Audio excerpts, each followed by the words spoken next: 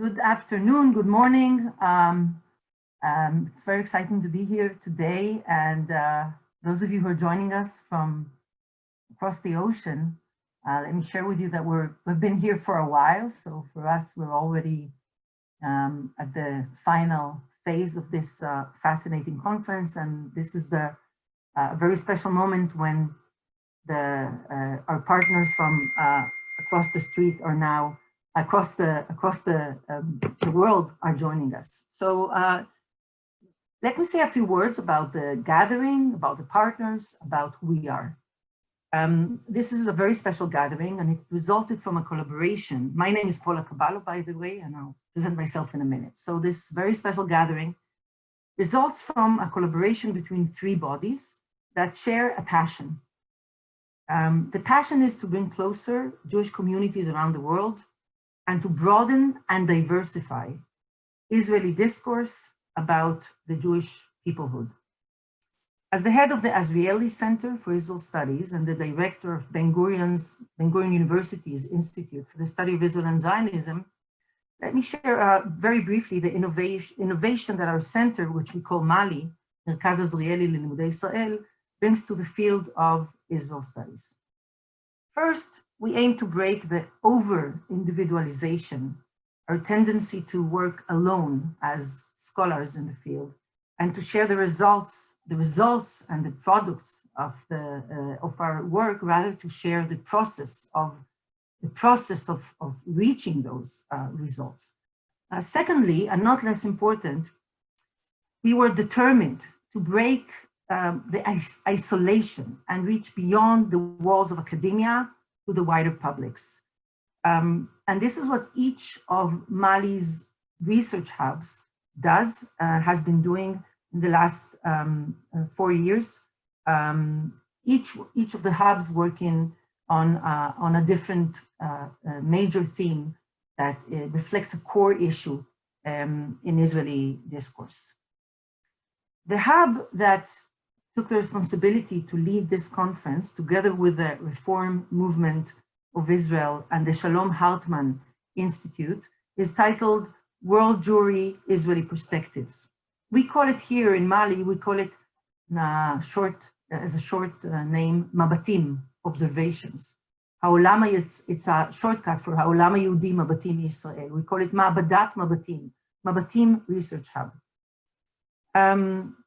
Now, the head, so this research hub, in fact, provided us with this paradigm of looking at them and breaking this dichotomy between Israel is looking at world Jewry and world Jewry looking at Israel, but rather looking at world Jewry and understanding about ourselves as the main goal. And we call it Paradigmat Mabatim, the observations paradigm.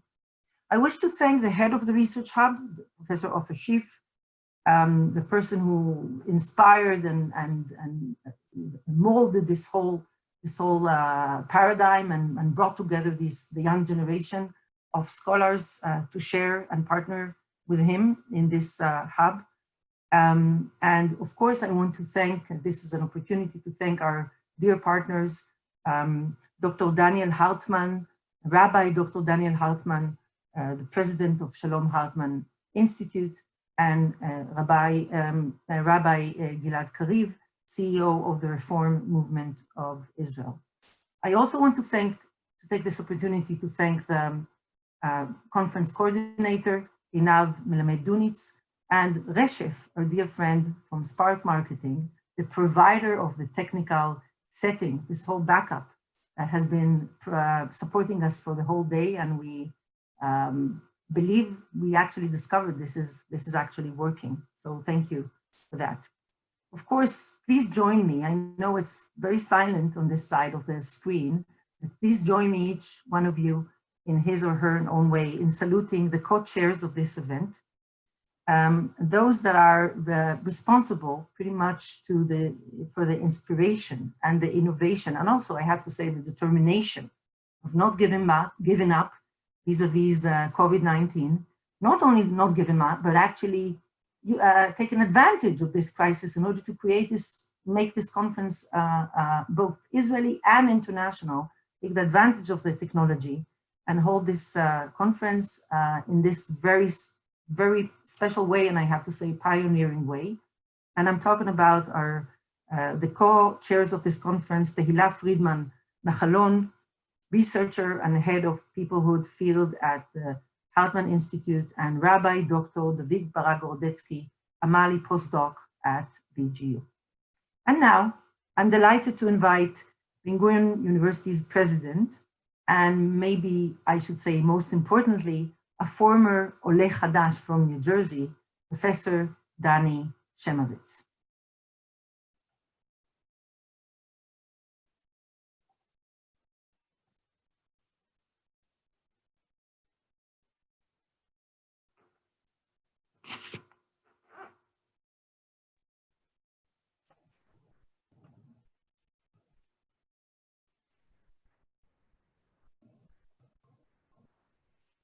I'm not sure, can you hear me? 1 second, you just switched me. Okay, hello, am I online now? Paula, can you nod if you can hear me? All right, so hello everybody. You're about to go to a taped speech. I'm incredibly happy to be here. Unfortunately, as you can see, I'm actually not in my office. I'm driving in a car, and I don't really want to give a speech as I'm being driven, but it was so important for me to be here. I'm going to be with you the rest of the evening, following along what's going on. But I taped this speech about an hour ago, or the opening, because this is an incredibly important conference for me. Thanks, Paula, for letting me in. If we don't make it on, let me know, and I'll try to make it up as I go along.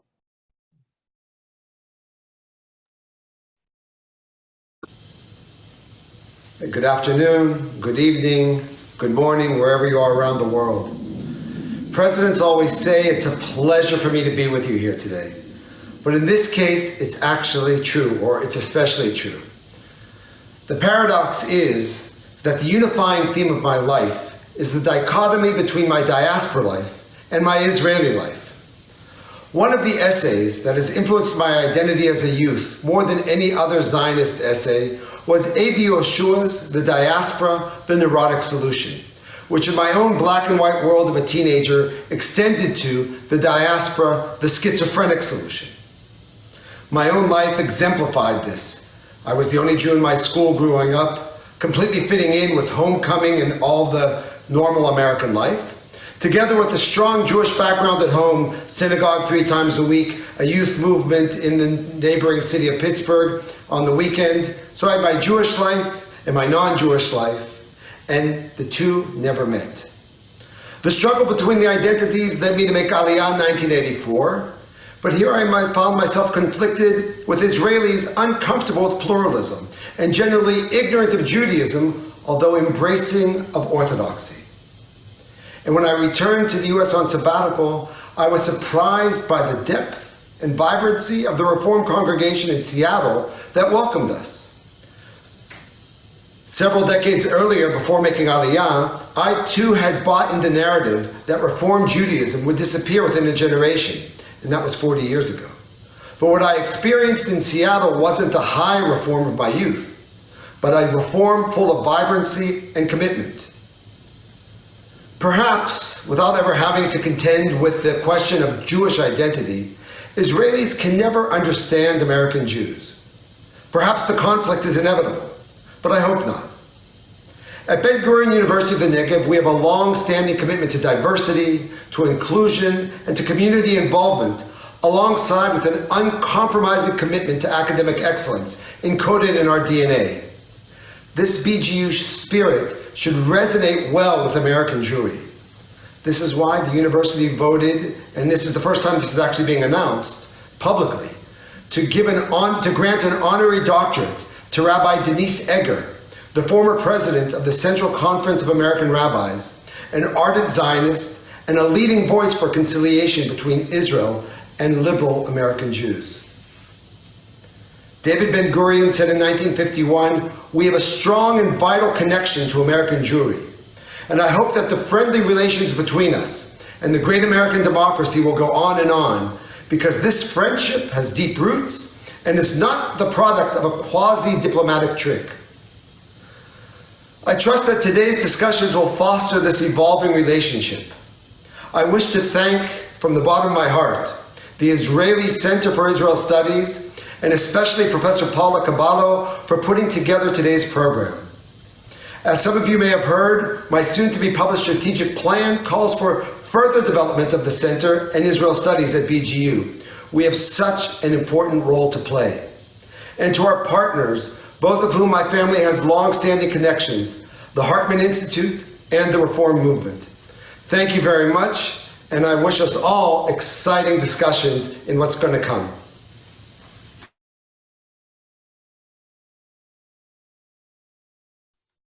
Thank you, Danny. I'm glad. Danny, can you hear us? Okay, so, and now, thank you, Professor Chamovitz. And now let me introduce our next speaker here. So it's a great privilege, and of course for me, it always feels, I'm very happy, I have to say, when I host in Mali's conferences, my friend Danna Azrieli. So let me say that Danna is the engine behind Mali. She was the person who understood the potential of doing Israel studies in the Negev community and the Sde campus. She was the one who thought that that's the ideal place to set the Center for Israel Studies in the Negev as kind of a microcosmos of Israel.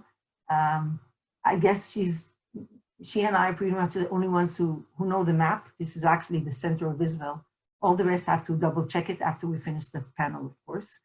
Danna is the chairperson of the Azrieli Group and Azrieli Foundation Israel. As I said, she's an old friend. She's also a neighbor. And most important in this context, let me say, she is an Ola from Canada. So Danna, the floor is yours.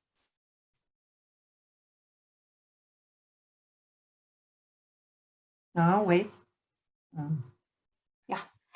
Good afternoon to those of you in Israel. Good morning to those of you in North America, and good day to everyone in between.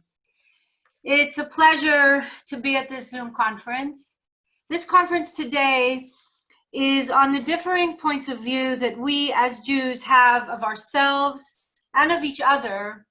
And for the first time, it's a conference that's focused on how Israelis see the issues of world Jewry with slightly less of an emphasis on how world Jewry sees the issue of Israel. And the idea of conducting a conference where the perspective and the starting point of view begins where Israel is looking outward at world Jewry as a means of understanding its own society, as opposed to being looked upon by world Jewry, is actually an extraordinary statement in acknowledging how far we've come in Israel as a leading world Jewish community. But with that, I think also comes the beginning of the understanding and the responsibility that Israeli society is developing on the importance of promoting greater insight into how to shape the global conversation with greater sensitivity to what we have in common with world Jewry, and how we can work out where we are culturally different, and yet where we still share our shared history and our shared future. I have said this before, and I'll repeat it again. Today, American Jewry and Israeli Jewry are like two sides of an arch, each pushing toward the other, and yet each needing the other's support in order to sustain our respective strength. One side of an arch cannot stand without the other.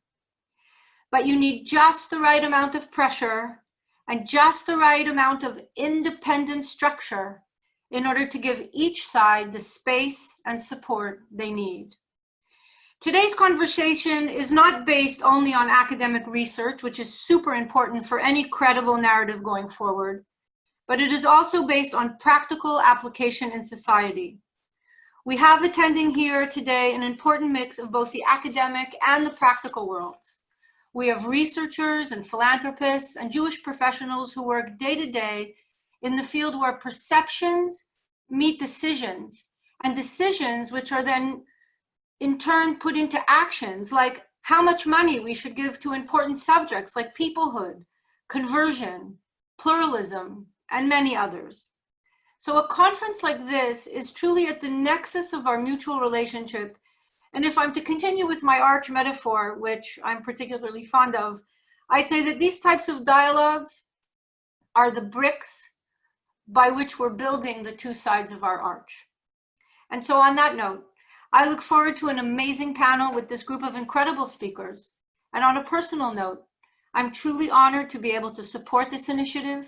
And I'm grateful, as always, to my dear friend Paula, Professor Paula Kabalo, and for the work of the Azrieli Institute of Israeli Studies at the Ben-Gurion Research Institute for the Study of Israel and Zionism, and for our partners in this conference, the Hartman Institute, the Reform Movement, and Hebrew Union College. And on that note, I think we should get to it. Thank you very much. Thank you very much, Danna. And I guess now we are turning our heads or faces, whatever we call it, to, or we'll leave the floor virtually to Rabbi Dr. David Barak-Gorodetsky. So I invite you, David. I don't know if those of you who, until David comes up, for those of you who are not local, let me share with you that David Barak-Gorodetsky has the same acronym as David Ben-Gurion, DBG. So we call him, you know, DBG is called the bug. So we nickname David the bug. So the bug, the floor is yours, and we'll take it from here. Enjoy. I'm sure we'll have a fascinating panel. Okay, thank you very much, Paula, for the introduction. Actually, the English version of the acronym I have received is the notorious DBG, which kind of plays on another notable American Jew. And maybe it also kind of situates me within the context of this conference. So thanks everyone for joining us. Thanks for those from the US and from Israel. Thanks for joining us again. It's about 4:30 p.m. in Israel. We've been through a long day of sessions, of wonderful sessions. You can see them all online soon on our website. I wanted again to thank our partners, the Azrieli Center for Israel Studies, Ben-Gurion Research Institute, Ben-Gurion University of the Negev, where I work, and this is our research hub, the Israeli Movement for Progressive Judaism, and the Shalom Hartman Institute.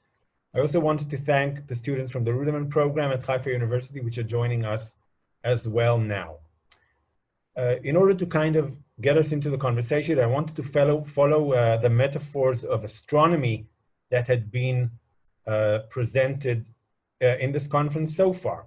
So I want to start by circling back to astronaut Jeff Hoffman. Hoffman, a professor at MIT, gave us a blessing this morning. You can see it on our Facebook page. And he seemed to have talked about the way when you look from space, there seem to be no boundaries, right, between the different states. So that is like what we are doing in terms of stepping back and looking at the relationship from a wider angle. And then Michael Marmer used another astronomical metaphor, and he talked about Jewish Americans being from Venus and Israelis being from Mars, okay? So is it really that bad? And let's see how the marriage is going. So up until now in the conference, we've been talking about how Israelis view the American Jewry and world Jewry in general. This is the main focal point of this specific conference. It sheds light on how Israelis view American Jews, but now we want to turn back to the other side of the pond, so to say, and talk about the way in which Jewish Americans view Israel. So we've kind of been sneaking behind your back and talking about American Judaism from an Israeli perspective and other diasporas as well. And now we want to move into the next session, which is getting some feedback. And again, this was made easily available by the fact that this is done by Zoom and this is all virtual. We don't need to fly you in.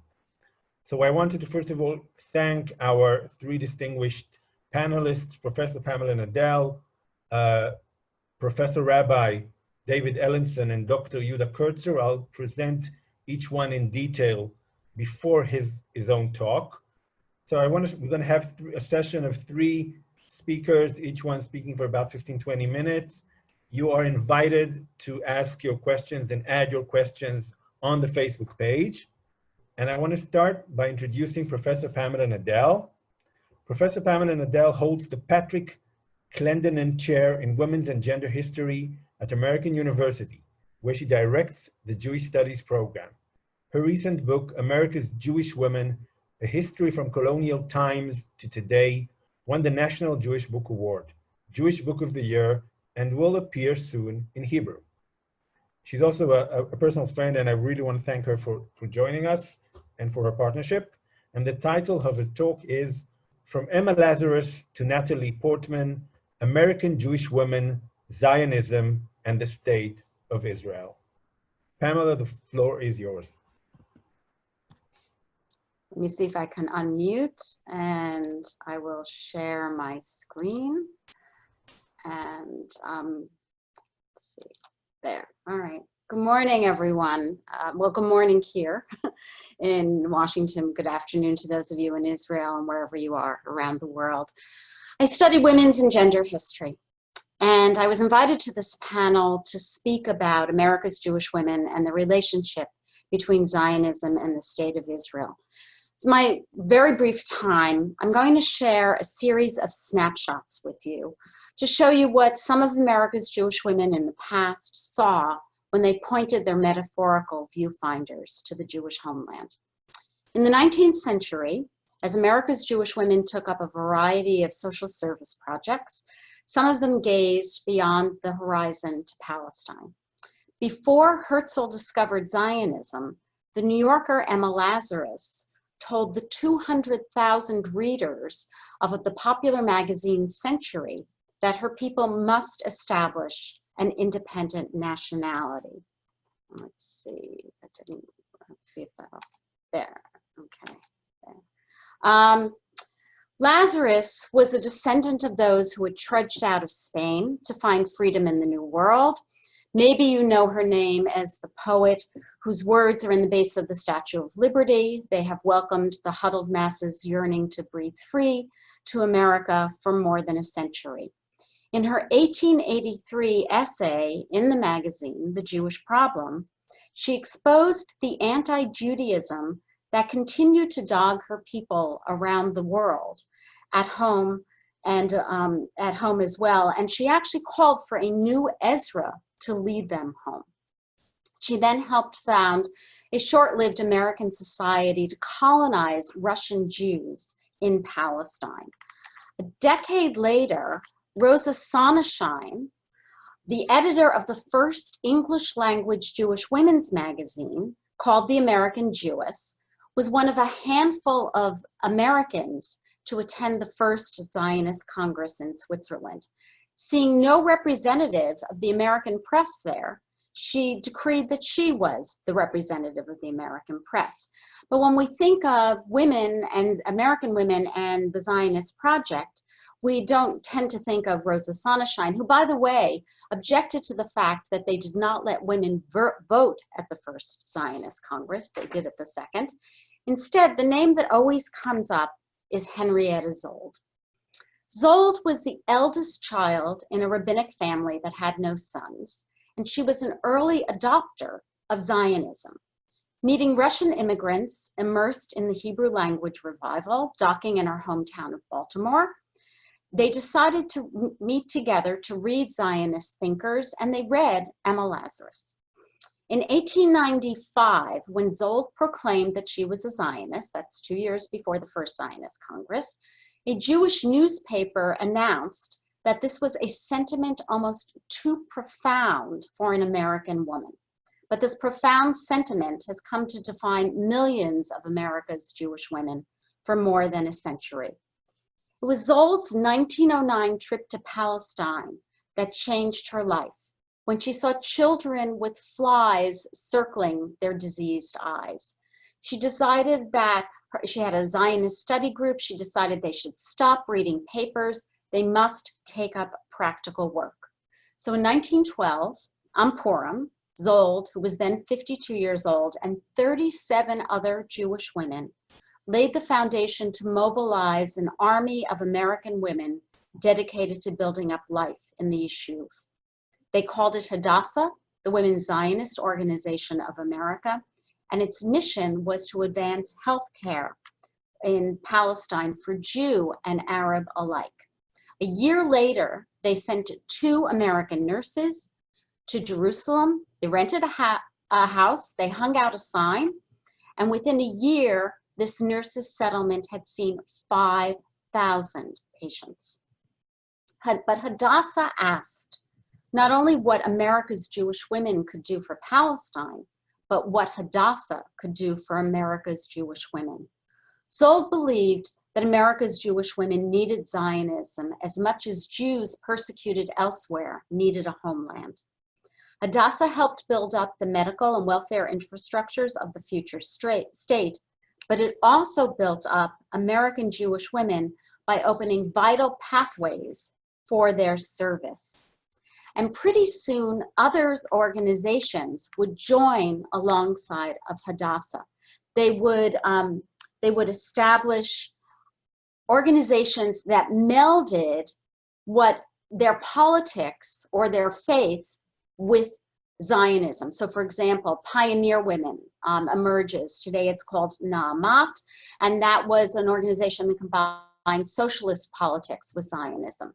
About the same time, Mizrahi Women's Organization of America, today it's called Amit, merged Orthodoxy with Zionism. So America's Jewish women, in their Zionism, you see their incredible diversity.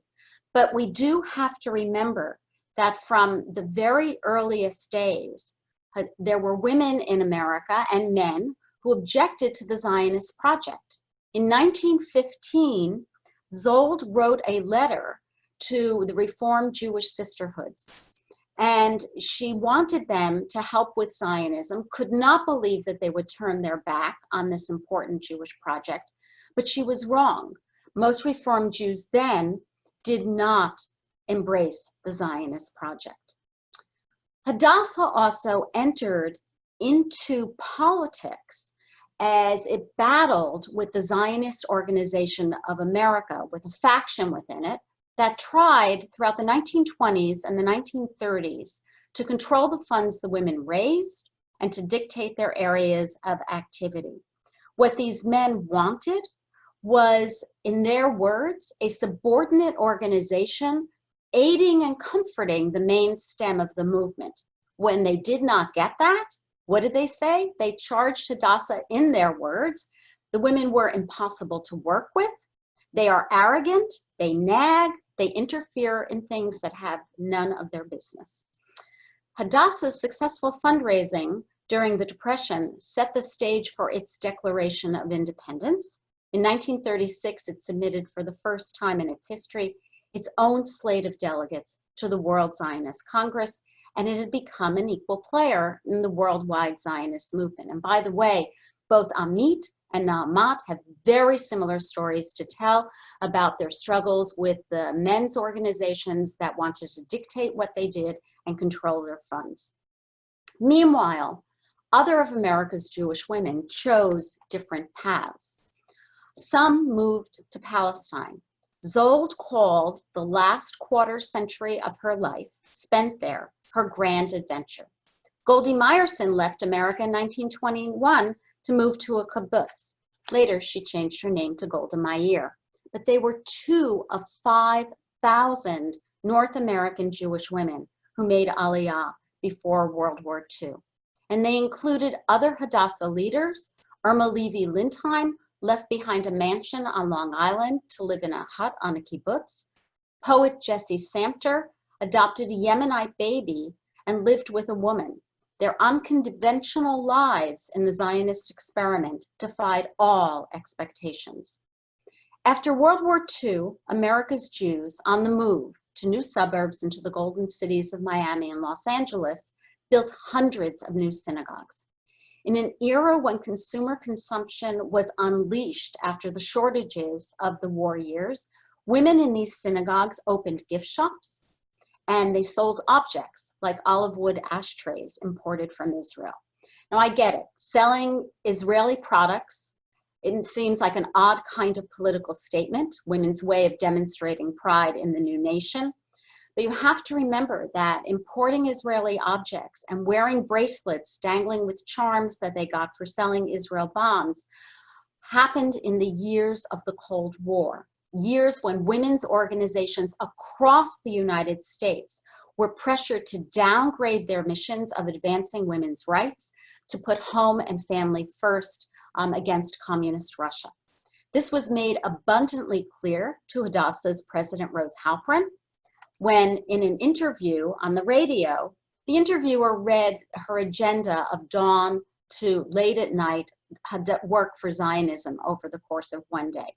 And then he turned to her and he said, "How much time do you spend taking care of your husband?" His message was clear. Voluntarism brazenly propelled women beyond their place.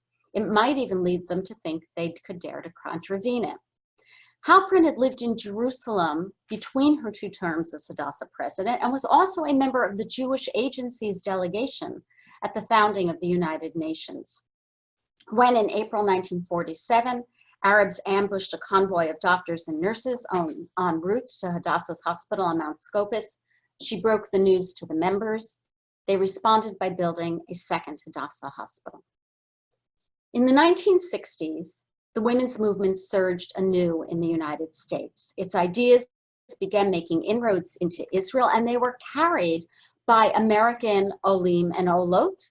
Marcia Friedman, an American immigrant, created one of the first consciousness-raising groups in the country, helped found Israel's first battered women's shelter, and was even elected to the Knesset on Shulamit Aloni's Civil Rights Party. In the summer of 1984, the American Jewish Congress brought together American and Israeli feminists in Jerusalem. The Americans included Betty Friedan, who was the author of The Feminine Mystique, powerful force in terms of launching second wave feminism in the United States, and whose book, by the way, I understand still has not been translated into Hebrew. Friedan reported at that conference what she had told the women who marched in New York in August of 1970 to commemorate 50 years of women's suffrage in the United States. At the end of that march, she said this burst out of her. "Every morning, a Jewish man thanks God that he was not born a woman. Today I say, thank thee, Lord, that I was born a woman for this day." At the end of the conference, the Israeli women founded the Israel Women's Network to advocate for women's equality. Jewish feminists were part of the US delegations at a series of conferences convened between 1975 and 1985 during the United Nations International Women's Decade. At the first meeting in Mexico City, delegates from 109 countries overwhelmingly endorsed Zionism is racism months before the UN General Assembly did. At the Copenhagen Conference in 1980, Israeli delegates were shouted down and even physically menaced, while American Jewish women heard, "The only good Jew is a dead Jew. The only way to rid the world of Zionism is to kill all the Jews." Worldwide feminism embraces all sorts of female difference, proclaiming solidarity with women of color and ethnic women of all stripes, but not with Jewish women, whether Americans or Israelis. In refusing to recognize the Jews as a minority and to accept that Israel was founded to provide a haven for people persecuted across the millennia, international feminism was replicating old anti-Semitic tropes. As we all know all too well today, it still does.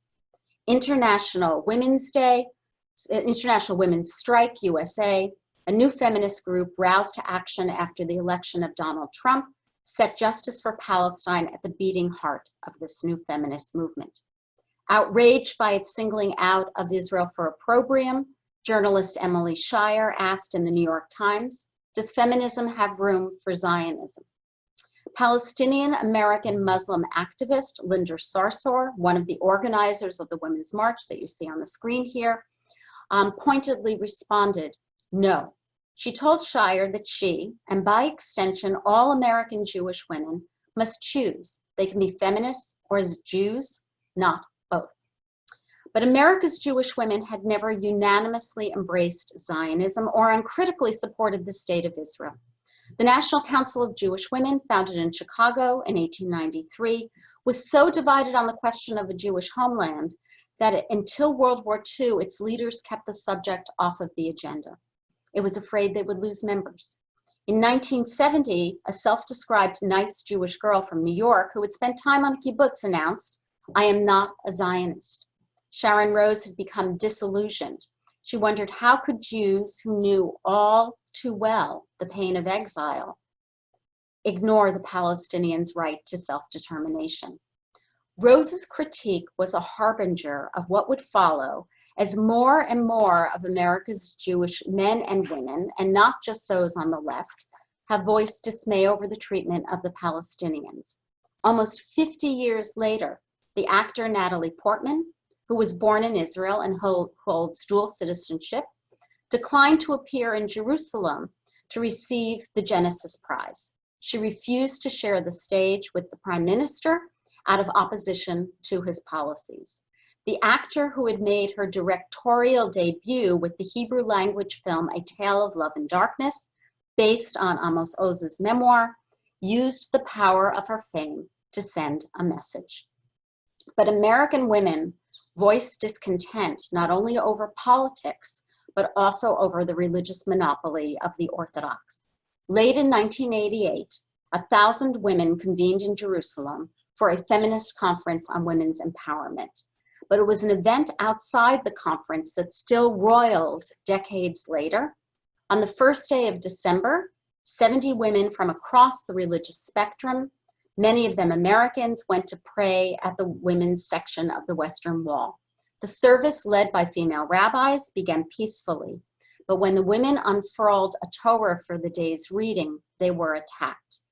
They finished their service, they made history, and then they left. But since then, women of the Wall have fought to hold prayer services at the Kotel, wearing religious garb and reading from the Torah. So let me just stop this sharing. Let's see how I do that. Let's see, maybe there. All right, well, I was going to try and stop sharing, but I don't see how to do it, so we'll figure it out. But let me just, let me kind of sum up. What have we learned? What have my snapshots shown? For almost 150 years, there have been American Zionist women. They began as Emma Lazarus had, and as Leon Pitzker and Theodore Herzl would later seek a solution to the problem of anti-Semitism. But gender has unquestionably inflected women's experiences of Zionism and Israel. Attending Hadassah meetings, selling Israeli olive wood, became powerful expressions of female Jewish identities in the US. The Zionist women's organizations struggle to control their own funds and set their own agendas, parallels the histories of gendered power dynamics that characterize women's experiences around the globe and across the ages. Support for the Jewish homeland let some women like Henrietta Szold and Jessie Samter lead unconventional lives. Zionist activity and standing with Israel enabled American Jewish women to weigh in on politics, as Rose Halpern, Emily Shire, and Natalie Portman have done. These snapshots of America's Jewish women's relationships to Zionism and Israel affirm that no history of Israel-American relations will ever be complete without looking through the lens of a gendered viewfinder. Thank you. Back to you, David. Thanks a lot, Pamela. That was, first of all, perfectly timed speech, and you're right on time on 20 minutes. And I think it was really a tour de force of the entire history of American Judaism and Jewish women in relation to Israel, and the importance of this topic. We are really looking forward to seeing your book in Hebrew soon, and I'm sure that it will be an extremely important contribution to the understanding of American Judaism in Israel. And we're definitely looking forward to that. Thanks a lot. I think we'll move to the next speaker, and we'll give all the speakers the opportunity to speak, and then we can join back together. So with no further ado, I want to introduce Our next speaker, Professor Rabbi David Ellenson, is Chancellor Emeritus and former President of Hebrew Union College Jewish Institute of Religion and Professor Emeritus of Near Eastern and Judaic Studies and former Director of the Schusterman Center for Israel Studies at Brandeis University. He and Michael Marmer have just co-edited a recently published reader entitled American Jewish Thought Since 1934 in the Brandeis University Modern Jewish Thought series. The title of his talk will be The Israeli Declaration of Independence and the Halachic Writings of Rabbi Yitzhak Halevi Herzog on Israel, Judaism, and Democracy, an American Jewish perspective on ethical tensions inherent in the founding of the State of Israel. Thank you very much, Rabbi Aaronson. Our pleasure to have you here, and please.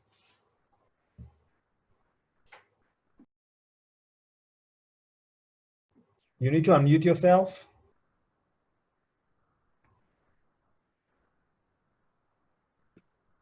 Okay, good now? Yeah, we can hear you. Thanks. Okay, I want to really thank you very much for the introduction. It's an honor to participate with you in this way. I want to thank Pamela very, very much for a wonderful, wonderful lecture. I hope I can just do half as well. And to say how honored I am to share this panel both with Dr. Nadell and Yehuda Kurtzer, two of my favorite people in the world. So I'm really very, very honored to be here. This will be a highly personal reading of two documents, namely Megillat Ha'atzmaut, the Israeli Declaration of Independence, and Techucha Yisrael, the Constitution for Israel by Rabbi Herzog, from what is admittedly an idiosyncratic American perspective, but I think it will echo some of the issues and tensions that Professor Nadell pointed out, particularly at the end of her lecture. So let me begin. Political scholar Susan Roloff, in an op-ed column in the Jerusalem Post on December 16th, 2019, so a little less than a year ago, wrote, "At the time, as we approach a third round of elections in a single year, one cannot avoid thinking about the state of Israeli democracy in general and the commitment of the Israeli public to democracy in particular. One must be blind not to see that in Israel today only a minority, even if it is a significant minority, is committed to liberal democracy. That is, to a democracy that is based not only on majority rule, but also on human rights, minority rights, the rule of law, and freedom of expression." Whether Professor Roloff is completely correct in her assessment, I do want to use it as a jumping off point, because certainly for an American Jew like myself, raised, I think, on a liberal Zionist ethos constructed by Justice Louis Brandeis, Roloff's words are certainly by any standard jarring. After all, in the setting the terms for American Zionism in 1815, Brandeis proclaimed, "Every American Jew who aids in advancing the Jewish settlement in Palestine, though he feels that neither he nor his descendants will ever live there," Aliyah not being a part of his conception of Zionism, "will likewise be a better person and a better American for doing so." Clearly, Pamela, some of the women's groups that were approached didn't agree with Justice Brandeis on this. But the key point is there's no inconsistency between loyalty to America and loyalty to Jewry. How is it Brandeis could maintain this position? He could do so because he believed that the democratic ideals and commitments of Zionism were absolutely compatible with the heritage and beliefs of the American nation. He proclaimed the highest Jewish ideals are essentially American. Zionism represents democracy. It is social justice, which Zionism represents. And every bit of that is the American ideal of the 20th century. Zionism, he asserted, is the pilgrim inspiration and impulse all over again. And he frequently compared the Chalutzim of Eretz Yisrael to America's pilgrim fathers. By battling for the Zionist cause, Brandeis maintained that the American ideal of democracy, of social justice, and of liberty would be given wider expression. With this as backdrop for my remarks today, I'd attempt to indicate how the values expressed in Megillat Ha'atzmaut on Israel as a Jewish state committed to equality, freedom, and justice for all its citizens embodies a liberal and democratic vision of Israel that most American Jews raised with the attitudes of Justice Brandeis have and would applaud. At the same time, I want to examine the halachic writings of Rabbi Yitzhak Chaim Halevi Herzog, the first chief Ashkenazic rabbi of the Jewish state, that he put forth at exactly that same time as the Declaration on the topics of democracy and minority rights in the then nascent state of Israel. And I want to indicate that the tensions that are inherent between these two documents undoubtedly augur for strains between Israel and American Jews, like those that Dr. Nadell mentioned at the end of her lecture, in the years ahead. For purposes of this lecture, as I would turn to the Megillat Ha'atzmaut, I would emphasize two elements most relevant to our topic in Megillat Ha'atzmaut. The first element, taken from the Declaration, begins with a claim of Jewish indigenous in the land of Israel. It states, Be'eretz Yisrael kam ha'am ha'yehudi. In the land of Israel, the Jewish people came into existence. The land is the birthplace of the Jewish people. Here, our spiritual, religious, and political identity was shaped. Here, the Jewish people first attained to statehood. The claim is clear. The land of Israel is the birthplace of the Jewish people, and the right of the Jewish people to establish a politically sovereign Jewish state in our ancestral homeland is an expression of historical right. Furthermore, by dint of this right, anu machrizim bazot al hakamat Medina Yehudit Eretz Yisrael hi Medinat Yisrael.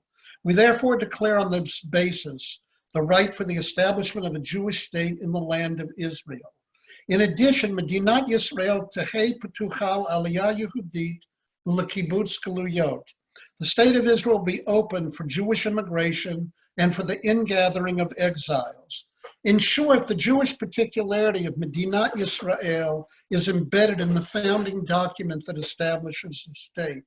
Israel is more than the state of its citizens. It is also the national state of the Jewish people. Every Jew is welcome in Israel. Chok HaShvut, the law of return, confirms this founding principle and characteristic of the state. And the state clearly embodies a principle of ethnic nationalism, which was, of course, expressed in Chok HaLa'um. I'll return to that later. The nationality law passed by the Knesset in 2018. At the same time, this declaration goes on to assert, the state will ensure the development of the land for the benefit of all its citizens. The state tehei mushtata al yesodot ha'cherut, hatzedek v'hashalom, la'or chazonam shel nevi'ei Yisrael, tekayem shivayon zechuyot chevrati, u'medini gamor l'chol ezracheha, b'li hevdil dat, geza, u'min, tavtiach chofesh dat, matzpun, lashon, chinuch, v'tarbut. The state will be based on the foundations of freedom, justice, and peace in accord with the vision of the prophets of Israel. It will ensure complete equality of social and political rights to all its inhabitants, irrespective of religion, race, or gender or sex. It will guarantee freedom of religion, conscience, language, culture, and education. While the term democracy is absent from Megillat Ha'atzmaut, the Declaration explicitly promises complete equality to all its citizens, irrespective of race, religion, or sex. And it asserts this guarantee of freedom of religion, conscience, language, education, and culture for all its citizens. The state of Israel is thus founded on the principles of freedom and conscience and the basic law of 1992, Kavod ha'adam v'cheruto, human dignity and liberty, whose rationale and purpose is to protect human dignity and liberty in order to establish the state of Israel as a Jewish and democratic state. In short, the notion that Israel will be both Jewish and, with a capital Vav, democratic, is one that is inherent in the very establishment of the state, and the synthesis between these two elements is one that most American Jews undoubtedly applauded. However, even at the moment of the signing of Megillat Ha'atzmaut, not every Jew in Israel felt this way. Indeed, at the moment that the declaration was written, Rabbi Herzog, who was then the chief Ashkenazic rabbi of Medinat Yisrael, wrote a lengthy work entitled Chukah Yisrael al Pi HaTorah, a constitution for Israel according to the Torah. In this work, and this is what I want to emphasize, Rabbi Herzog only reluctantly recognized that the state would be a democracy. He argued ideally that the state should be a theocracy. And by the way, I should mention that if one wants to read at great length and with incredible erudition, the viewpoints of Rabbi Herzog on this issue, Alexander Kay, who now teaches at Brandeis, recently published a book with Oxford University Press, The Invention of Jewish Theocracy, which deals with Rabbi Herzog at great length. Herzog argued that the state should ideally be a theocracy and that an Israeli constitution should specify that the Torah is the fundamental law of the state. He recognized quite reluctantly that this ideal could not be realized. And as a result, there clearly is an awareness in his work that there are tensions between secular democratic values and religious ones, and they are built into the very foundations of the state itself. And I would argue that these are tensions that are alive even today. At the very beginning of Chukah Yisrael al Pi HaTorah, Rabbi Herzog acknowledged that the Jewish state that was about to be established by a vote of the UN will have to be absolutely democratic. That is, the state is required to guarantee absolute equality to all her inhabitants. He maintained that the leadership, though, of the Orthodox sector was gravely concerned about harmonizing the rule of Torah to which they were committed with the democratic form of government. Yet, as Rabbi Herzog writes, the Orthodox had no alternative except to accept this condition. The existential reality is that most Jews in the land were non-observant. Furthermore, the establishment of a Jewish state by the United Nations was contingent on assurances that the rights of all non-Jewish minority communities living within its borders would be guaranteed. A democratic government for the state of Israel was unavoidable. Nevertheless, Rabbi Herzog still maintained that in theory, a monarchical theocratic state would be ideal from the standpoint of Torah. That is, a king descended from the line of David would rule and administer the state. By his side would stand Samchut HaTorah, authority of the Torah embedded in the Bet Din HaGadol, a Sanhedrin whose members were experts in Halacha. Of course, no Sanhedrin existed in our day, and consequently, it was impossible to promote this ideal. In approaching the issue of democracy in Israel through the publication of an halachic sefer, Rabbi Herzog adopted a Jewish legal genre that permitted the legal countenancing of democracy. In this sense, he functioned as an adept cultural mediator for the Orthodox community in Israel. However, in no way did he ever actually endorse democracy as a desirable form of Jewish government for a Jewish state. He only simply indicated that contemporary reality provided room in Jewish law to permit such a compromise and allow for the creation of a democratic government in the state. Subsequent chapters in his work only underscore this point. Rabbi Herzog turned to what he labeled the most difficult issue in connection with the democratic character of the state, the question of minority rights, that is to say, Arabs and Christians who live in the land of Israel. He repeated his claim that the United Nations would simply not tolerate discrimination against them. Therefore, Muslims and Christians, he asserted, must have complete freedom to practice their religion and educate their communities. However, Rabbi Herzog also stated that from the standpoint of Torah law, granting such tolerance and extending such rights to minority religions was absolutely problematic in a Jewish state. In dealing with minority rights, he was compelled to confront the questions of rights accorded Gentiles living in a Jewish state. He noted that Jewish law allowed for different types of gerim, residents, who were not Jewish, and those included beyond that of gerei tzedek, beyond those who were converts. There is, of course, the status, he pointed out, of ger toshav, one who accepts the 7 Noahide commandments before a Jewish rabbinical court.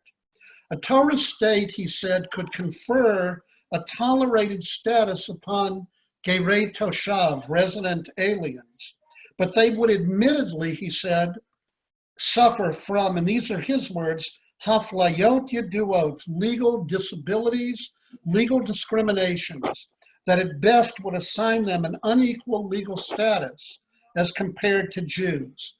Rabbi Herzog then asked, can Muslims be considered gerei toshav?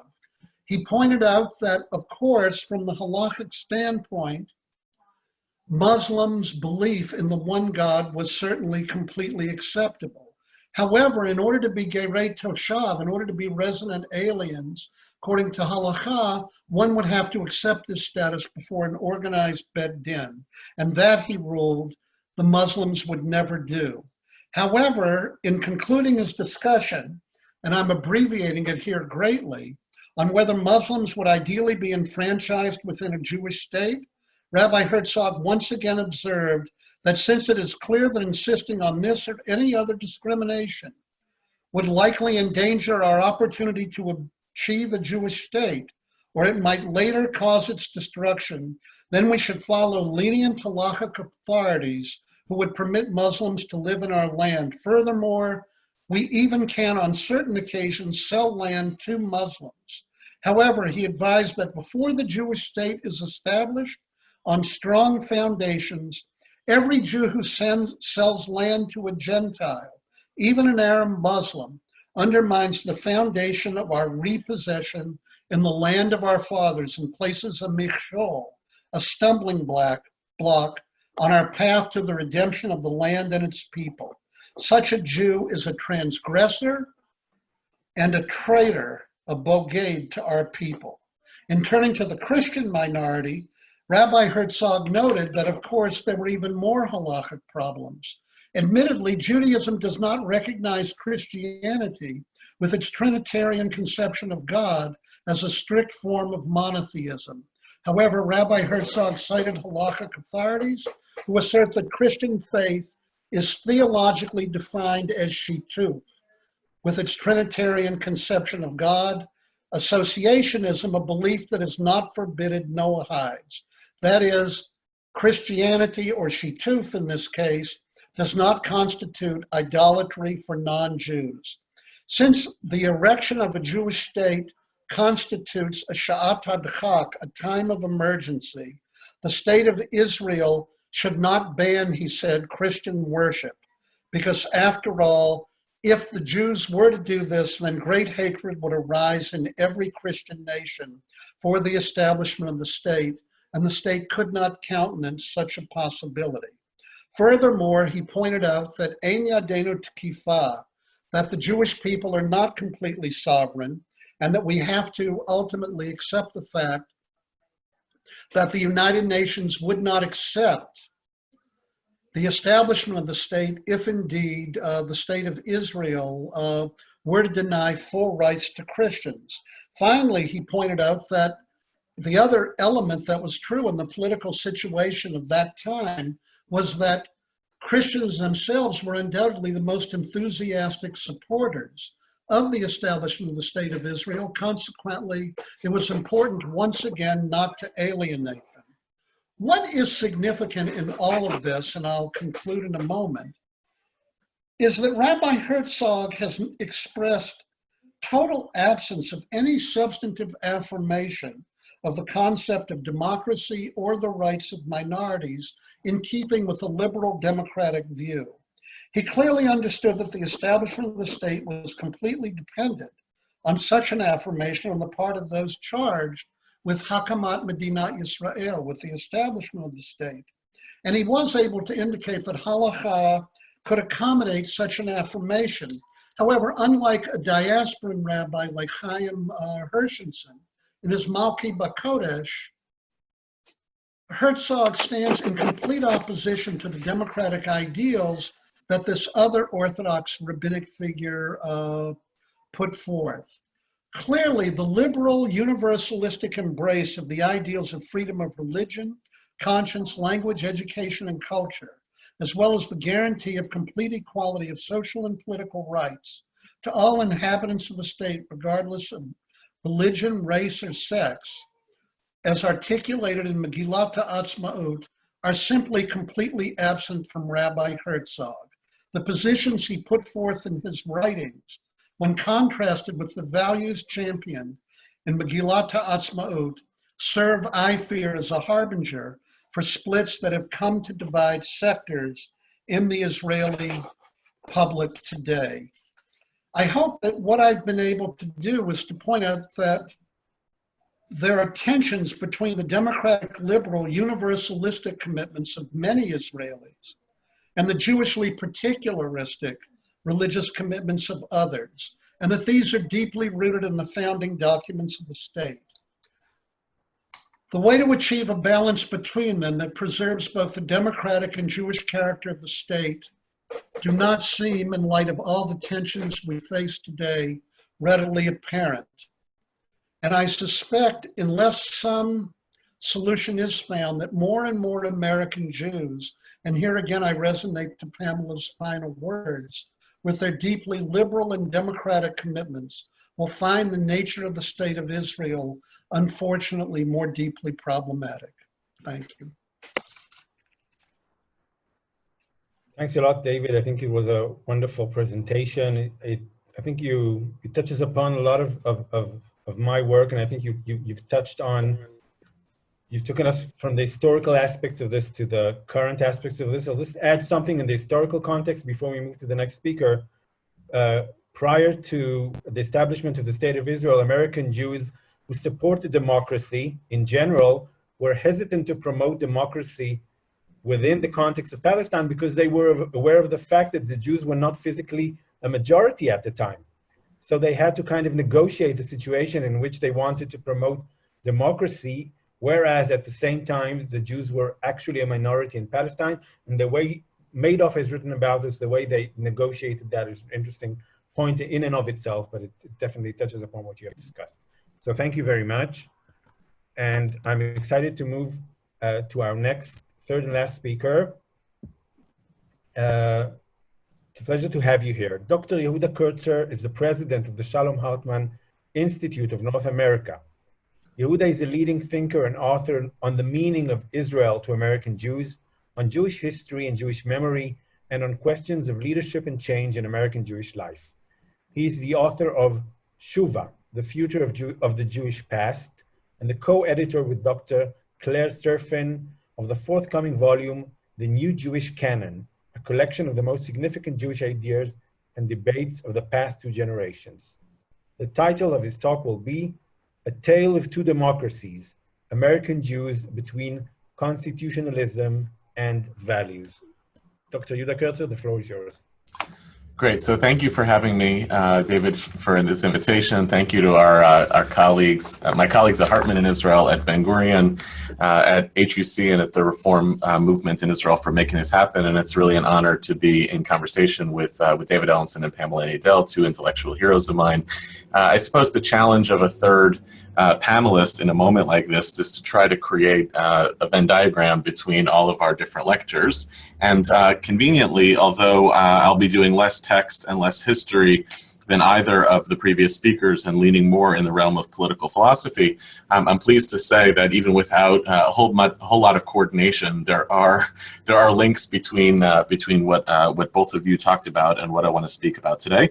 And I'd like to try to connect to some of the prompt that was part of this conversation, which is how does the current crisis, the coronavirus crisis, accelerate some of the tensions that we're dealing with? And I'll try to do that in reference especially to some changes in Israeli governance and Israeli democracy that I think influence the relationship going forward between American Jews and Israel. In a 1999 article, Ruth Gavison, in the spirit of trying to defend against the critique by Sami Smuha that Israel was at best what he called an ethnic democracy. In fact, Smuha views Israel as the archetype of the ethnic democracy as opposed to a democracy in and of itself. Gavison identifies 3 threats to Israel in its ability to define itself as Jewish and democratic, and then dispenses with those threats in turn. Argues that those are significant threats to the conceptual makeup of Israel defining itself as a Jewish democratic state, but still wants to make the claim, which I also endorse, that it is legitimately capable of using those terms in reference to itself. The first is the existence in its polity of an Arab minority, at the time 17%, I don't know the exact statistics today, which mitigates against the question of a holistic, a whole ethnic group that constitutes the polity. The second tension or threat to Israel as a Jewish democratic state she describes as intra-Jewish debates, and I would reference, for those who are interested in those intra-Jewish debates, David Ellenson's talk just now. In fact, the very debate on theocracy versus democracy is what she has in mind. And the third is the question of the indefinite resolution of Israel's border disputes, the question of the Palestinians who are not citizens of Israel, but immediately on the border, subject to occupation, and as we'll explore, subject to potential annexation, which in turn exacerbates the question of Israel's democracy. For American Jews who struggle with a relationship to Israel going forward in the past, and especially in light of the possibility of annexation, I would suggest that there is a fourth tension as a threat to Israel's ability to define itself as a Jewish and democratic state as seen through the eyes of American Jews, and that is democracy versus democracy. Or put differently, American Jews have a different notion of democracy as defines the state than Israelis do in defining their own democracy. The question is not purely, is Israel a democracy anymore, as is being portrayed by much of the American Jewish left. Most recently, Daniel Sokach of the New Israel Fund has been writing about this quite extensively, arguing that annexation produces the end of Israeli democracy. What I want to suggest, what I want to argue, is that the tension that American Jews face is between our own conception of democracy and Israel's expression of democracy, which are quite different. American Jews, especially the majority that lean liberal and progressive in their politics, and I'm going to say there throughout, even though I include myself in the our as relates to these politics, we are pulled today in relationship to Israel in Israeli democracy due to 2 different trends. The first is a trend in Israel towards a version of democracy that differs substantially from the core values that American Jews consider to our own essential understanding of democracy. And in turn, at the same time, a trend in American liberal and progressive politics away from the very version of democracy that was essential to American Jews in our own previous period of political growth and self-actualization. In other words, American Jewish views of Israel, and they are changing, have to be understood not merely through the prism of what is unfolding and changing in Israel. I fear that that is a huge piece of the public discourse around American Jewish distancing from Israel, is look what Israel is doing as the cause for our own sense of distancing. But our own relationship to Israel also has to be understood through the prism of our own Americanness. What are the political trends that define American democracy, and how are American Jewish positions being altered as a result of our kinship to those trends? Michael Walzer writes in 2007 in a short piece in The Atlantic called Pluralism and Democracy as follows. Walzer says, there are 2 critically important American ideas. First, that men and women of different religions, ethnicities, and races can live together in a single commonwealth. And second, that they can govern themselves democratically, arguing and deciding as free and equal citizens. The combination of the two is perhaps what's special to America, for it was once widely believed that self-government required a homogeneous group of citizens. By contrast, most Americans believed almost from the beginning that pluralism and democracy were compatible, even mutually enhancing. At first, to be sure, it was only religious pluralism that was valued. Ethnicity and race came later and not easily. I would say in parentheses, have not come perhaps at all. But religion is the crucial issue today. The greatest threat to pluralism and democracy in the contemporary world is the belief that virtuous government requires religious homogeneity and clerical dominance, a single faith, and a single version of God's law. I would go one step further in reading Waltzer on the kinship between pluralism and democracy as essential to how America defined its own democratic project. I would argue that American Jews, especially those of a certain age, that is to say Waltzer's liberals, the generation that saw the most advancement of American Jews into the American social and political order, have grown up to not just believe that the relationship between pluralism and democracy are vital for American thriving, as Waltzer paints it, but are actually definitional to democracy. That is, to argue that that is what democracy means, not uniquely in the American context, but perhaps universally. And I think this is the kicker, to see that this particular version of democracy is in deep kinship with what they consider to be their Jewish values. If you believe that your Judaism is aligned with a particular expression of American politics, a particular image of American democracy, then the absence of that democracy or the push away from it is going to create a cognitive dissonance in terms of what you see as authentic democracy and authentic Jewishness. As I'm going to try to unpack later on, Israel's own calculus on the relationship between Judaism and democracy hinges, therefore, on different raw materials, produces a different cocktail, and that cocktail itself constitutes an existential threat for American Jews who are going to understand their version of Judaism and democracy as critical for their thriving. Post-war American Jewishness, the moment I would argue most essential for American Jewish thriving, and here, Professor Nadell, your commentary on data is very valuable to this point, is characterized by the building of American Jewish consensus-based public square institutions. The synagogue is not merely a proprietary institution to Jews. It is the ways in which Jews can actually become citizens in an American polity that requires local membership in institutions that characterize the landscape of a community. The synagogue, the Jewish community center, or a federation. Pluralism becomes an essential piece of American Jewish discourse, especially in the 1970s, 80s, and 90s. An entire industry, in fact, rises up around pluralism. My own institution, the Shalom Hartman Institute, a beneficiary of that discourse, but certainly the rise of the Hillel movement, the idea of community day schools, JCCs, etc., are all reliant on the production of a certain ideology of American Jewishness, which is consistent with a relationship between Judaism and democracy in this Cold War context. In fact, the Cold War, I think, plays a major piece of this. The existence of a major existential threat to America forces the internalization of Jewish and American difference as something that has to be seen as less threatening. When you have an existential other on the other side, you want to figure out how to domesticate the internal conflicts that exist on your team. Pluralism and democracy become kin vehicles. An example of this and how this actually not only manifests in American Jewish institution building, but in the production of an American Jewish ideology could be Jonathan Krasner's wonderful work on Tikkun Olam, on how the Jewish community essentially creates an ideology and a discourse, even in the example of Tikkun Olam, sourcing from a obscure late medieval idea to turn to essentially domesticate it through the prism of American exceptionalism. And here I think goes much further back than the Cold War.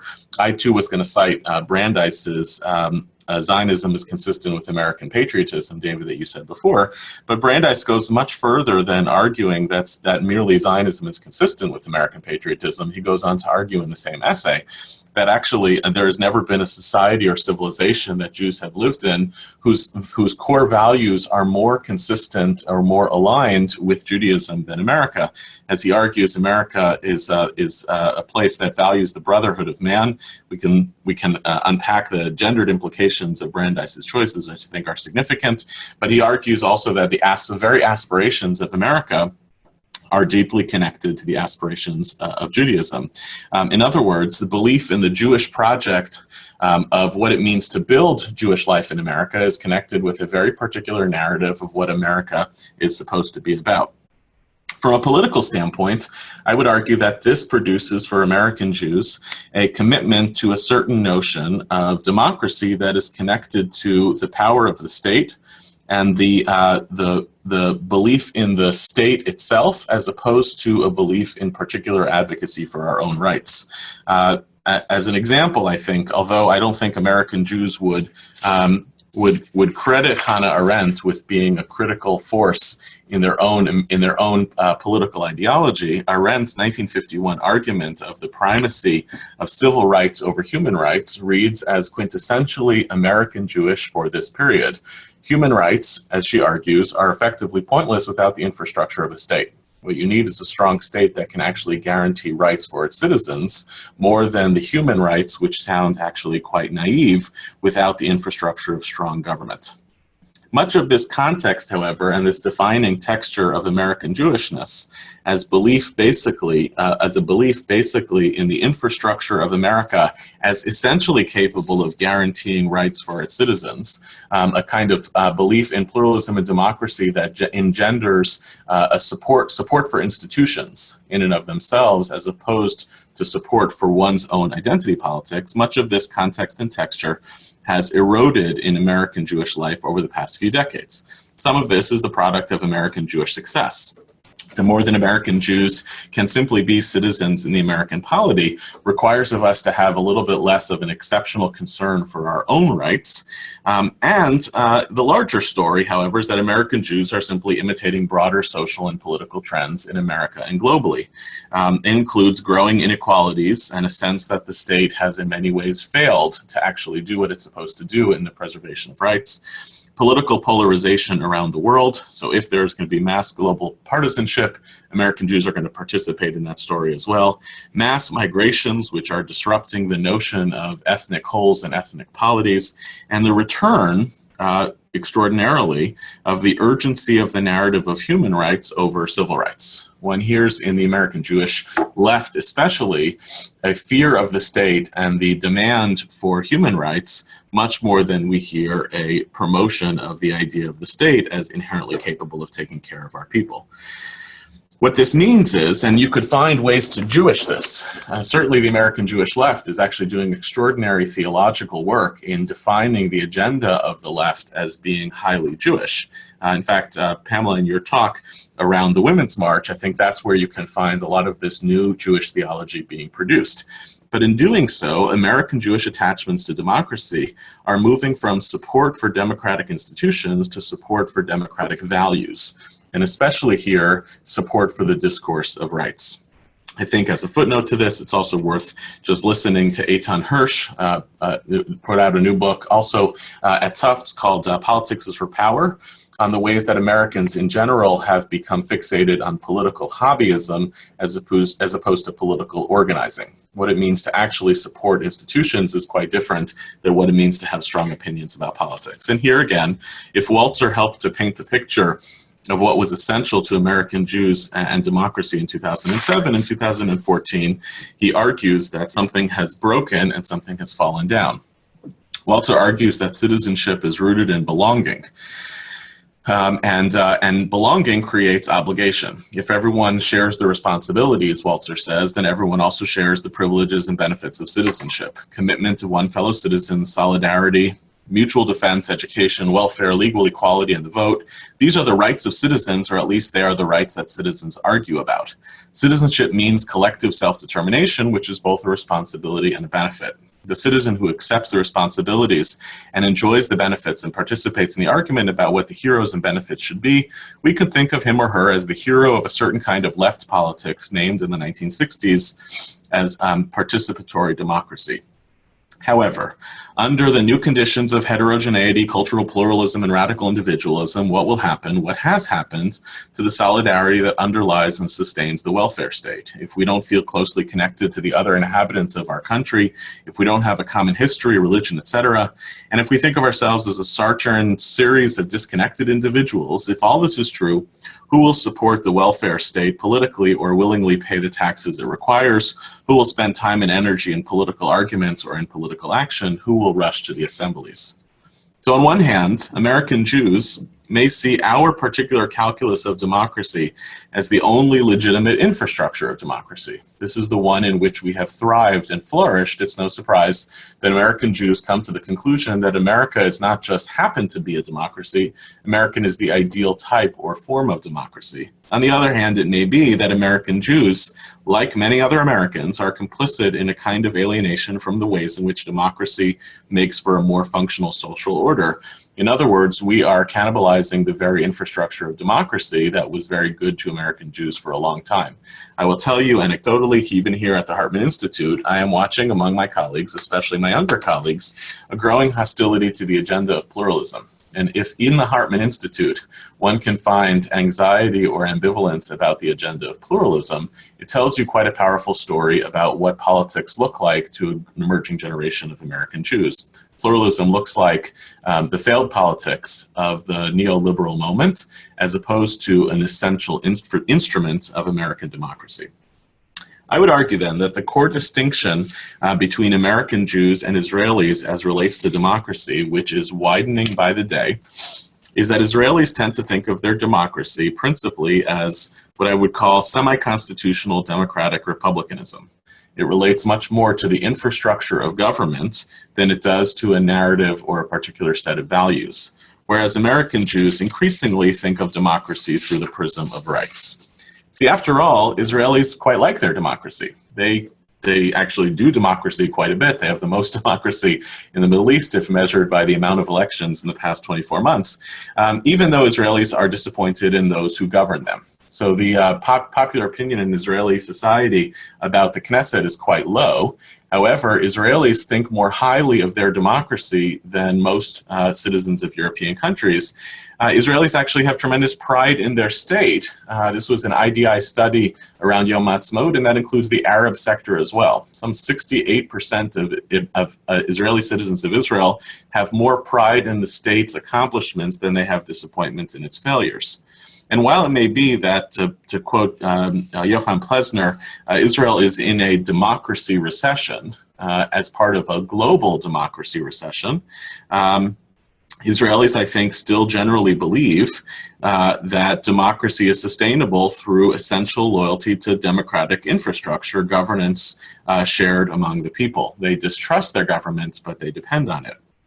In the recent moment of COVID-19, it should be no surprise to notice that what Israelis responded to with this crisis was not what American Jews responded to in this crisis. Americans overwhelmingly have become more distrustful of democracy and American leadership throughout this crisis, whereas Israelis managed to assemble a government precisely because of it. And it should be no surprise that the trade-offs between Americans and Israelis on this story around personal rights are an extraordinary chasm between us. In Israel, there tends to be a willingness to forego personal rights and certainly rights to privacy in order to ensure a collective polity that is safer and secure. In America, it doesn't seem to be on the agenda. For neither American Jews nor Israelis, what's interesting to me is that there doesn't seem to be a question of tensions between Jewishness and our attachment to democracy. Both American Jews and Israeli Jews believe that Jewish and democratic are themselves perfectly compatible, whether instrumentally or ideologically. Gavison, again in 2017, writes about how easy it is to forget that in 1947, Judaism, Zionism, and human rights were thought of as completely compatible as part of the founding of the State of Israel, and that was at the very birth and at the peak of the notion of human rights discourse. So in the founding of the State of Israel, Judaism, Zionism, and human rights were thought to be perfectly compatible, and I would suggest that the same is true for American Jews as well. You don't see a huge amount of debate among American Jews as to whether Jewish values and democratic values are compatible. You don't see that debate because I think it is considered to be a native ideology among American Jews. However, it does seem that the calculus of the relationship, what do we mean by Jewish and what do we mean by democratic, has produced radically different discourses for a growing generation of American Jews for whom the relationship between Jewish and democratic is a question of values, and for Israeli Jews for whom the relationship between Jewish and democratic is a story of infrastructure. What we are bound to see as a result of this crisis and the likely annexation of parts of the West Bank over the summer is a growing divide between these two communities on the basis of these questions, a fear by American Jews that annexation without suffrage, without the right to vote, is an erosion of democratic rights, a perception by Israelis that this process entails an actualization of Israeli democracy as opposed to its failure. I wonder whether what could happen for American Jews and Israelis in a moment like this is some amount of looking to one another for what it is that we seem to be missing. I envy among Israelis the language of citizenship and obligation that is still quite present in Israeli democracy. The notion that there are obligations that befall citizens, and you may not like them, but if you don't do them, you don't have the society that you want. And I certainly hope that Israelis are looking to American Jews to remember that American democracy and its constitution entails a foregrounding of rights as something that are supposed to be essentially protected by the state. That democracy is not merely the tyranny of the majority, but protections of the minorities as well. The last comment I'll say is, if we want to explore together the question of how to sustain American Jewish connection to Israel throughout a process where American Jews feel growing reservations about democracy in Israel, is going to have to be through democratic measures and not around them. That means that in the American Jewish community, we have to proliferate permission for dissent against Israeli policy and even in public, and especially inside American Jewish institutions, which have their own democracy problem. Or put differently, if you want to build a bridge between American Jews and Israel on the basis of democracy, you have to do so through democratic means. Thank you.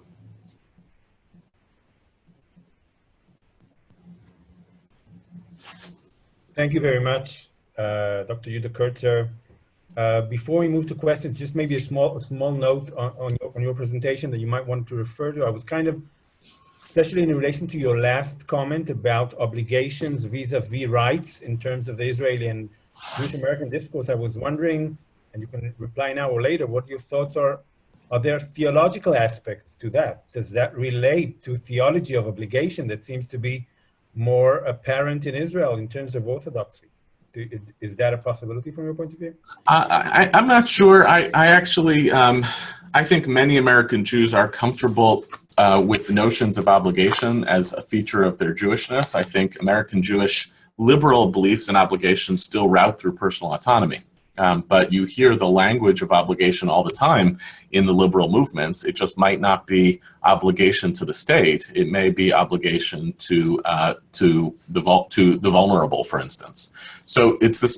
To me, it's not an essential theological difference in the Judaism of American Jews and the Judaism of Israel. It's a question of to what extent are you. The question is the object of your obligation. To whom are you obligated? And I think that feels. Thanks for that. I want to. Present two questions. First of all, thanks to all three speakers. I think it was a fascinating panel, and thanks Yehuda also for taking the chair's work and tying everybody's presentations together. So I just want to present two questions from the audience we have on Facebook, and then I want to maybe give you also the opportunity of asking each other some questions based on the discussions we have had. Okay, so I want to present a question first for Pamela and Nadell. The question goes as follows. In light of what you and other panelists have said about the challenges moving forward, which of the American Jewish women you mentioned and taught us about can we learn from most as a model of someone who, despite the odds, did have impact on Israel? This is from a student in the Ruderman program. We will hopefully be meeting soon. Okay. Oh yeah, I look forward to that very much. So the women that many of the women that I spoke about are historical figures who are no longer alive. So I think it's really important to think about someone contemporary. And I would say that there are many American Jewish women today who are actually thinking about some of the issues that both Professor Kurtzer and Professor Ellenson were talking about, who want to blend their progressive values.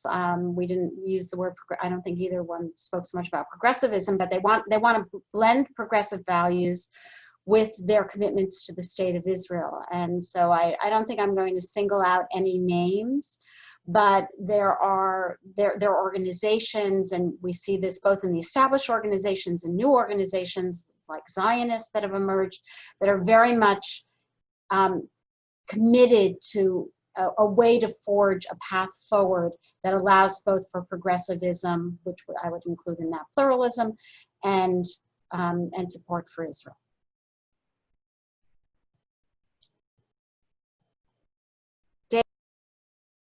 David, you're muted. You're talking, but I can't hear you. Yeah, thanks a lot, Pam, for the response. A question for David Ellenson. This, I think, was on the, a lot of people were kind of going in this direction. Does Rabbi Ellenson think that the reasons that Rabbi Herzog gave for theocracy are similar to the reasons that rabbis would give these days? So the question is, how has that changed over the past of these 70 years? What is similar and what has changed? Okay, look, that's a very, very good question.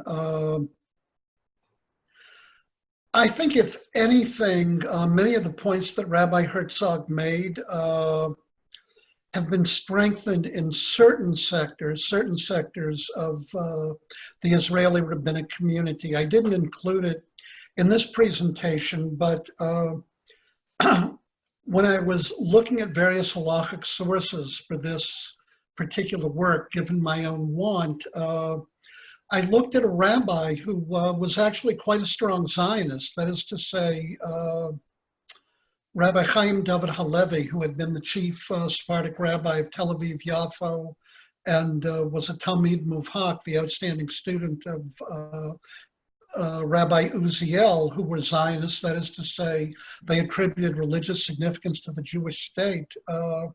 His views against democracy from a Jewish standpoint were even stronger than those of Rabbi Herzog. I was actually astonished, as some of you who read some of the things I write and read people like Zvi Zohar and Avi Sagi and others. Rabbi Halevi is really one of the great lenient decisors in many ways of the modern era in Israel. And yet even he echoed many of the viewpoints of Rabbi Herzog, who, to be completely fair, Rabbi Herzog, of course, had been in Ireland prior to coming to Israel. And to be completely fair to him, that was a Catholic country that did not have Protestant notions of the nation state. And there are ways in which the notion of an ethnic nation, an ethnic democracy, were enshrined in the Irish Constitution that undoubtedly influenced Rabbi Herzog. But if anything, my own sensibilities, and I think Yehuda Kurtzer spoke to this at the end, I think some of Rabbi Herzog's views are even more strongly articulated in many of the Haredi elements of the Israeli rabbinate today than would have been true even at the time he wrote. Essentially, you're talking about the Chardali movement. You would kind of maybe say that? About what? What we call Chardali movement. Yeah. Yes, I'm not, and again, there are significant exceptions, and I'm not particularly happy about this trajectory. It's one I wish did not exist, but I feel one simply reads the attacks on the court system in Israel and elsewhere, what I fear, and this would be a question for Yehuda Kurtzer and Pamela, certainly, if she'd want to speak to this as well. Americans, I think, have a strong sense that democracy requires protection of minority rights, that democracy is not simply a question of majority rule, but protection of minorities is an absolute prerequisite, and if I can use the term that Yehuda used at the end, an obligation of the government. And my fear is that in Israel, democratic majority rule, given the Israeli political system, this is democracy versus democracy, is certainly secure, it seems. I won't get into the point about what annexation would mean if Arab citizens are not allowed to vote, but let's just say within the current parameters of Israel. But the notion that minority rights deserve the same protection or deserve the absolute protection of the state, I'm not sure that's a strong belief that many Israelis have. If I can just respond to that, I guess so I'm not convinced that that is any more the stated position of the ruling party in America either. So I think what you're describing around the erosion of democracy, and this is why I like Plesner's characterization of a democratic recession, I think that is on the decline, whether in America or in Israel. And so what I'm interested in is what is it, like, without being naive about the attacks on the courts or even the rhetorical language around kind of the holy trinity of things that are considered to be bad by the Israeli right, reform, left-wing, and anti-Zionist. That coalition of I'm not naive about those pressures, but I am curious to ask, where are the places where Israelis actually think that their democracy is in good shape?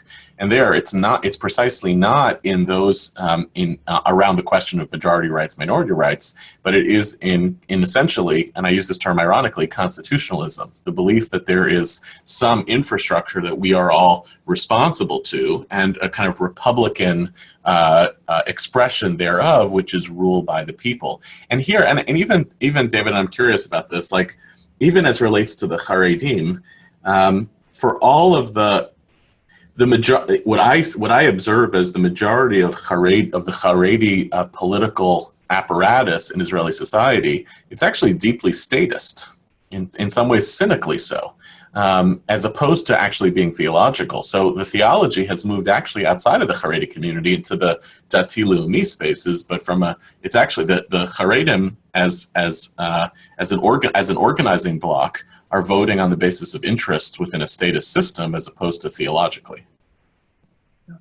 I'm happy to respond, but I think Pam should probably speak next.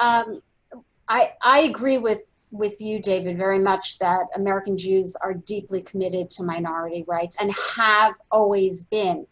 And what's at the moment, I'm working on an essay on anti-Semitism in American history in the second half of the 19th century, and it's all over the literature. And what happens, I think, is that when anti-Semitism surges in the United States, American Jews begin to articulate that defense of minority rights once again in very strong and forceful ways. And so I think that even came out in some of the remarks that I was talking about. And so I think that you're absolutely right. And American Jews will be deeply disappointed if Israel does not protect minority rights, and frankly is already deeply disappointed over Israel's inability to protect minority rights in many places. Just think of sort of disparities, for example, between the Arab Israelis and the Israeli Jews. David, go ahead. Okay, do you want me to? So obviously, thank you, Pamela. I agree with your observations there. Yehuda, it's interesting as you were responding and you pointed out about the statism, as it were, of the Haredi sector. And I hope I get the book title right, because I did write a book review of it. a book written recently by Samuel Heilman, I guess about 2 years ago, on it was entitled "Who Will Lead Us?" It was a study. I think it was entitled "Who Will Lead Us?" If I don't have the right title, I really apologize to Sam, but I did write a good review of the book. It was superb. But it was a study on how there were successions to 6 different Hasidic dynasties. But one of the points that Heilman makes in the book, and this was in the United States, is that a key to individual Hasidic rabbis' succession within the Hasidic community was their ability, in quotes, to work the American political system. Mm-hmm. That is to say, how many grants could they obtain for their community? How much power did they exercise in the public realm? And of course, they have tremendous voting blocks that they control. What was interesting here was how non-theological and how I'll ultimately use the word pragmatic, a role, the ability of different Hasidic rebbes to obtain these kinds of funds from the government and power and prestige from the government were in their own ascension to positions of leadership. It struck me that there is a real parallel here between the way in which these Hasidic groups work in the United States and what you're describing, I think quite correctly, about many people in the Orthodox, not the religious Zionist community, or Dati Le'umi, the religious nationalist within Israel. Mm-hmm. And that if that is statism, that becomes generally or genuinely a primary concern of theirs. But again, here, in obtaining this kind of these kinds of grants from the government, I don't find that the concern is principally with issues of democracy. Indeed, one could look at the Shas party as one of the first or most successful embodiments of this entire approach, at least from one perspective. Okay, I wanted thanks a lot for this discussion. I wanted to thank all the panelists, and again, thanks for taking this to the very contemporary events that I think are on our minds today. Both within the Israeli political context and within the American political context, which are both, I would say, overheated under current circumstances and the various effects of the historical, understandings of that. I also want to add that for us, we have discussed Israeli views of American Judaism all day, and suddenly, it's very refreshing on the one hand, and also it kind of brings in the complexity of the way this relationship has evolved and the current crises and concerns I think you have all pointed to. So I wanted to thank you both very much for this. All the recordings will be available online, so we will be able to share them also with other people on your side and on our side as well. We have many thanks from the various participants, including the Rudiment Program students. And we're going to conclude. You're invited to join us for the musical session, which is by a group called The Good Jews, which is, I think, alludes to an American movie in terms of the name. Which will be an interpretation of unique interpretation of Jewish American music and the various influences that had brought it into being. So you're invited to join us even as you drive home, which is actually not the current state of affairs of the way conferences are, but you're invited to join from your home. And thank you again. And it was our pleasure to host you. Thank you. My pleasure. Great being with everyone. Bye. Thank you. Thanks, great fun. Bye-bye.